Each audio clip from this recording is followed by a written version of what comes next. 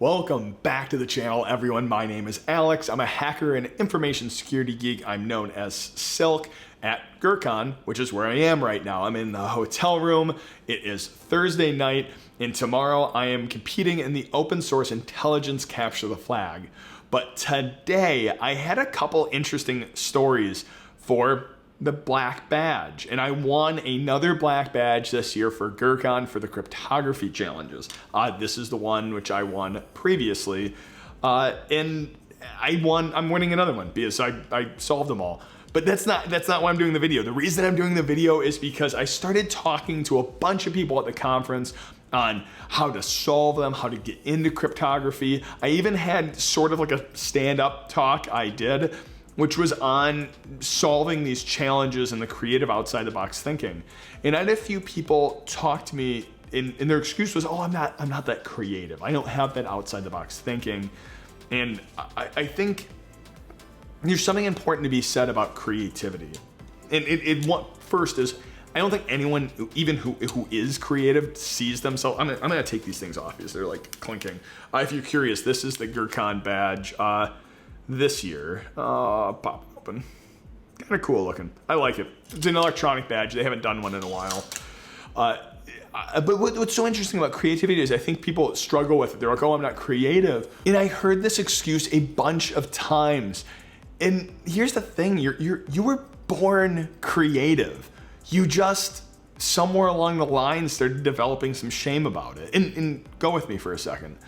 When you were young, or like when my daughter, for instance, she's 4 years old, if I give her a box of crayons, she pulls out that box, she pulls out a piece of paper, and she starts drawing. And oftentimes, she doesn't even know what she's creating yet. It's always funny when you ask her, like, oh, what are you drawing? Oh, I don't know.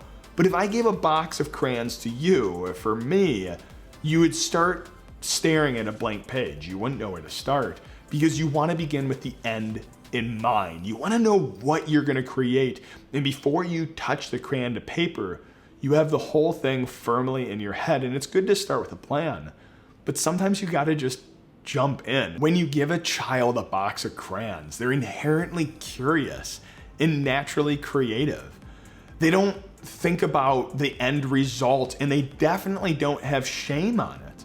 And I think that's where a lot of us struggle with creativity, because somewhere along the line we started having shame. We created someone and someone said it didn't measure up. Or as we have gotten better and older, we know what good artwork looks like, or we know what good problem solvers look like.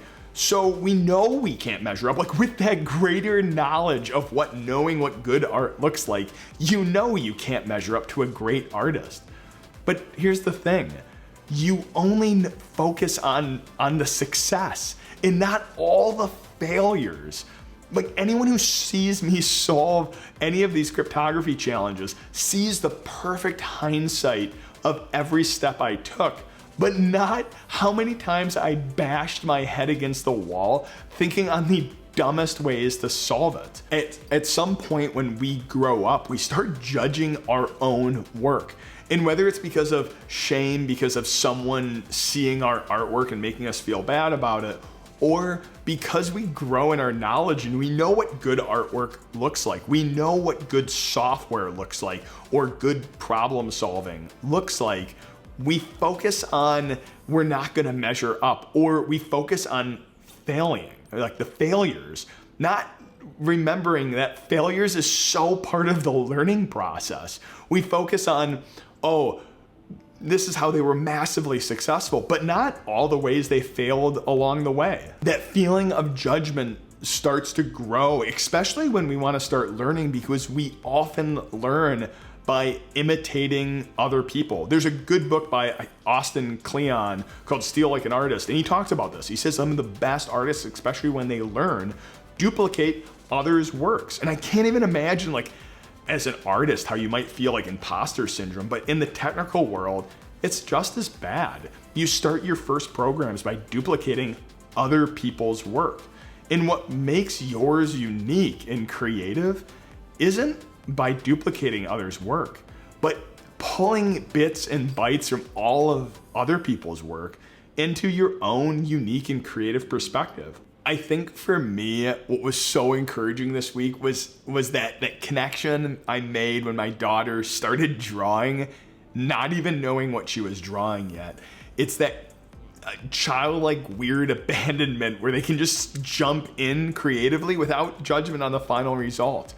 And if I know I would have never started cryptography challenges if I had to worry about what other people were gonna be thinking about of all these remarkable failures I was gonna make in all these rabbit holes.